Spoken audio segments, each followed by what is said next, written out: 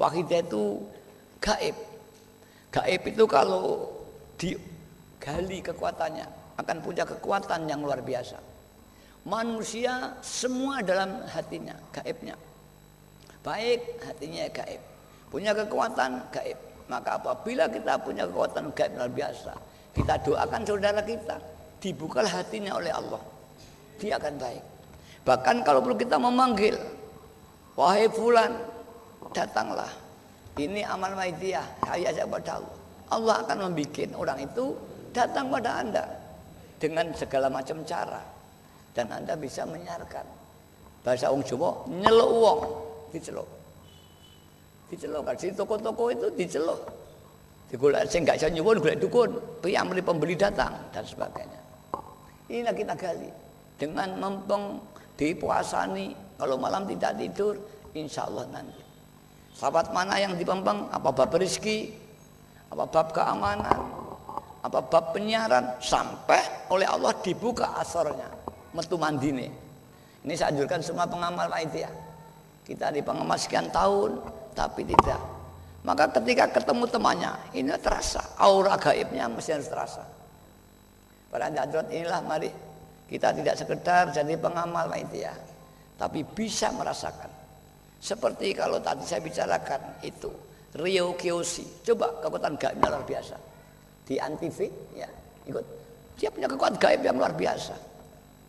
Dia tidak makan daging vegetarian sudah 20 tahun.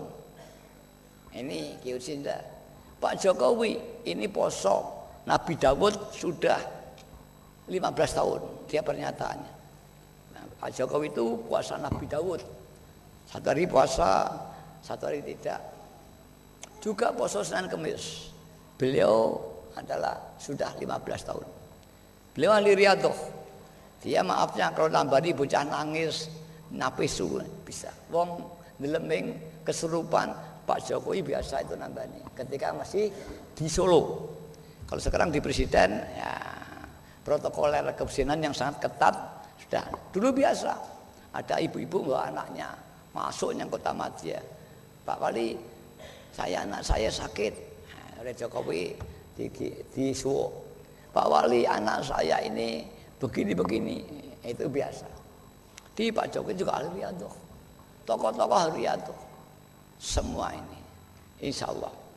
Bahkan Pak Tanto dulu itu juga orang pengamal waidiyah melalui Gusmi. Dia muridnya Gusmi, Pak Tanto. Ya dulu Kapolri sebelum ya, saya lupa setelah pada itu. Alhamdulillah. Mari kita gali kekuatan batinnya kita. Kita getarkan umat dan masyarakat supaya berbondong-bondong fa'firu ilallah. Dan alhamdulillah pengamal waidiyah yang mempeng dilindungi oleh Allah wa Rasulullah. Ada yang punya hutang, saat dibaca alhamdulillah pelan-pelan dia bisa menyaur. Yang pekerjaannya tidak mapan, ngomong diberi kemapanan, pelan-pelan ekonominya naik. Yang kurang naik pangkat kepegawaiannya, sekolah, kecerdasan. Bahkan ini menurut laporan dari Donggala dan Palu, alhamdulillah semua pengamal semua diberi selamat, tidak ada satu rumah pengamal yang kena. Satu pengamal selamat. Bahkan ada salah satu pengamal ketika rumahnya ambruk keberkan. Saat mau keberkan itu dia hanya melihat kalender wahidiyah. Kemudian diambil, didekep sambil meremin. Hanya dekep kalender wahidiyah. Dan maaf, kebetulan gambar saya itu beri selamat. Semua mati dalam rumah itu. Hanya dia. Tahu saja dia melek, hanya lecet di kakinya. Ini kemarin laporan. Ada alamat. Ada lawan lagi, rumahnya tidak apa-apa. Banyak diberi selamat. Itulah syafaat Rasulullah Sallallahu Alaihi Wasallam. Kalau kita betul-betul insya Allah. Soal ekonomi banyak kejadian. Seperti sering saya katakan, ada anak muda namanya Linda, itu juga datang pada saya. Nangis dengan suaminya.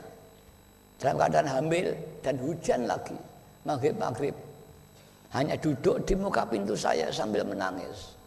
Kemudian saya setelah sembahyang, kok ada orang menangis. Saya suruh masuk, siapa kamu? Saya Linda Romo, orang dari Lampung. Ibu saya pengamal, saya belum. Lantas aku disuruh ibu saya datang ke sini. Aku punya utang 2 miliar. Kejadian ini berapa? 5 tahun yang lalu. Untuk apa? Saya sebagai travel biro dan saya punya utang di Garuda, di Mandala ini. Bagaimana ini? Oh, saya tanya. Ya namanya utang harus disaur kalau mampu. Saya tidak mampu. Ya pengadilan. Kau mati di penjara atau mati tirakat. Hanya 2. Harus mati-matian. Kalau tidak ya di penjara. Sampai berapa tahun saya nggak tahu. Atau kamu riadoh. Saya riadoh saja. Baca ya Saidi 60.000. Alhamdulillah beberapa bulan datang lagi. Menangis lagi di muka pintu saya. Loh kok masih menangis? Sama enggak wah anaknya sudah lahir. Alhamdulillah Romo. Saya nangis bukan karena susah. Sekian bulan yang lalu saya nangis karena susah punya utang. Sekarang saya nangis karena bahagia.